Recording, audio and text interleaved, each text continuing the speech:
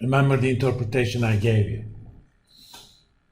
PE means how long it would take you to recoup your investment in that share if earnings per share were to remain the same. That's more Kroger. Definitely Kroger. It looks like it's less than half the price. But that may or may not be a good investment because your decision is based on the assumption that earnings per share are going to remain the same for both companies, same as last year. If a company is going to grow faster, well, that may not be the case. Right? I use a detailed version of this in my 301 class, but let me see. I have something called growth adjusted PE, but before that, we need to adjust for expected growth. If over the next few years, Walmart is expected to grow much faster, then, that ratio may have been justified. If you go to financeyahoo.com and get a company's page, there's going to be a tab called analysis, okay? And at the bottom of that, there's a number for expected growth rate over the next 5 years. When you look at Kroger, it's 8%. During the last 5 years, they grew 21%. Kroger is expected by analysts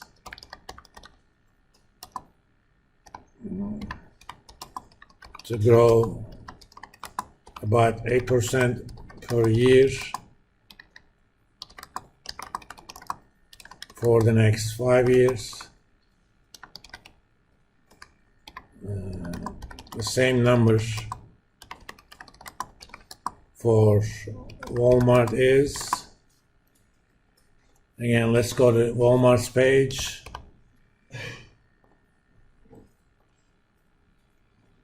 Hit the analysis tab, and you're going to see that it's 736.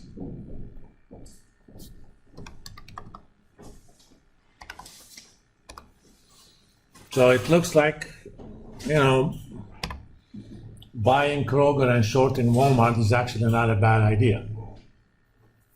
Because you're getting it, they're expected to grow roughly the same amount. In fact, Kroger is expected to grow slightly faster over the next 5 years. And you're getting Kroger much cheaper. It has a PE of 14.9. Walmart has 37. Sure, Kroger is riskier relative to Walmart, but in my days of portfolio management, that trade would have been a no-brainer. At these prices, for long-term purposes, buy Kroger and short Walmart. Do you guys know what shorting means? I've heard of it, but I never understood it. It's actually betting that price is going to go down.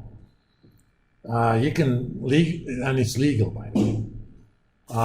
What you need to do is find someone who owns Walmart stock. And there are a lot of people who owns Walmart stock and they're not going to sell it. Because Walmart is part of all major indexes and there are many index funds. These guys have to keep a certain amount of Walmart in their portfolio.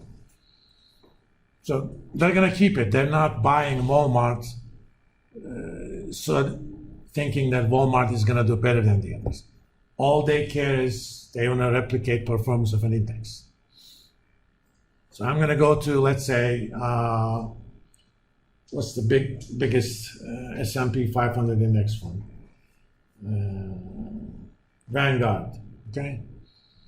because they have very low management ratios. And I can actually tell you,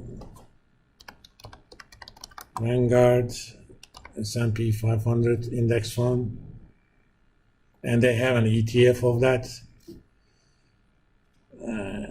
And let's just look at the index fund.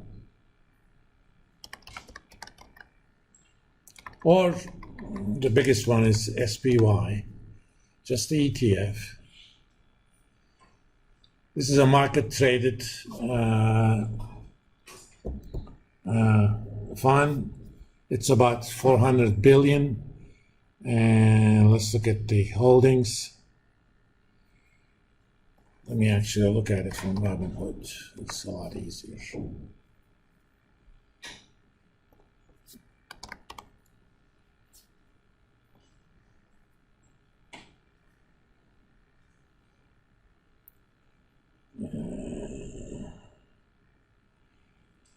Let me see. Man, Walmart doesn't even make top 10. But they got a lot of Walmart in there, all right? So I'm going to go to Vanguard S&P 500 index fund and say, can I please borrow 100 shares of Walmart? They're going to say, sure, but you got to give me some collateral. I say, yeah, I'm going to sell them and give you cash. You usually do this through your broker, but assume you're doing it directly. And depending upon how scarce borrowable shares are, you may even pay some sort of commission on that. So you sell those, and later on, when the price drops, you buy it back. You're still buying low and selling high, but you do the selling first, then you buy, okay? That's called shorting. And most of the hedge funds do similar strategies. They typically take a relatively market neutral position. So if I short Walmart, I'm going to borrow 100 shares of Walmart, sell them, and that would give me, at this price, $16,342. And using that money, I'm going to buy Kroger shares. It's a self-funding trade. Of course, you know, they charge you margins and stuff, but for hedge funds, that's typically a relatively low number. I don't particularly care whether the US economy is in a boom or a bust. All that matters is, as long as Kroger does better than Walmart, I'm good. If the economy tanks, as long as Kroger doesn't tank as much as Walmart does, I'm still good. These are called market neutral trades. It's a hedge trade. That's why those funds are called hedge funds. I mean, some of them do take market risks as well, but this would be a trade where you wouldn't have to do it. Of course, I can't do this. I can't short stuff in Robinhood. I don't know why. I can do it using other means. I can buy a put option on Walmart and a call option on Kroger, but it's too complicated. What we do is we calculate something called PEG ratio, which is the PE ratio divided by expected 5-year growth. I don't like this ratio a much, but it is almost always readily available. So it's kind of an ad hoc correction for growth differentials.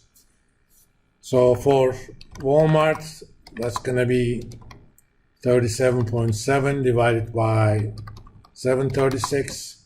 So they have a PEG ratio of 512. For Kroger, 14.9 divided by 8, 186. I mean, it's almost no comparison.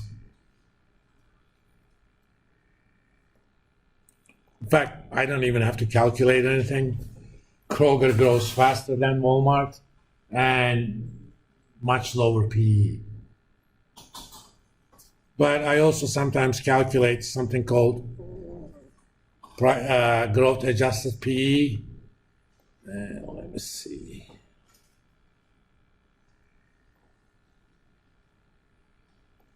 Current price. Let's do the Walmart. Oh, there is another thing. What I just calculated is called PE TTM. TTM is short for trailing 12 months. That's backward looking. You don't want to do that. You should calculate something called forward PE. It's price divided by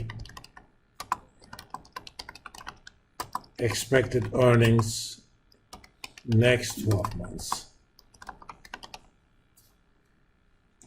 And analysts pages actually give you that.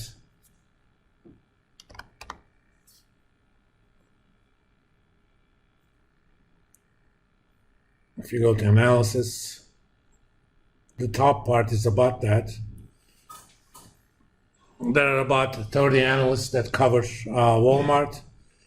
They're estimating that this year they're going to make about, in 2024, they're going to make about 645. A year ago, it was 629, so it's not going to be much more growth.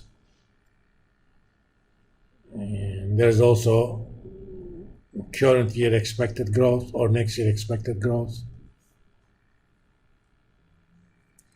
But if you go to statistics,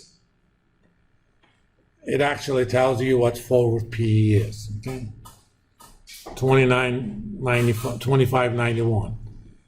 I mean, that basically means if earnings were to remain at that level, at the level that we expect next year, it's going to take you 26 years to recover your investment. For Kroger,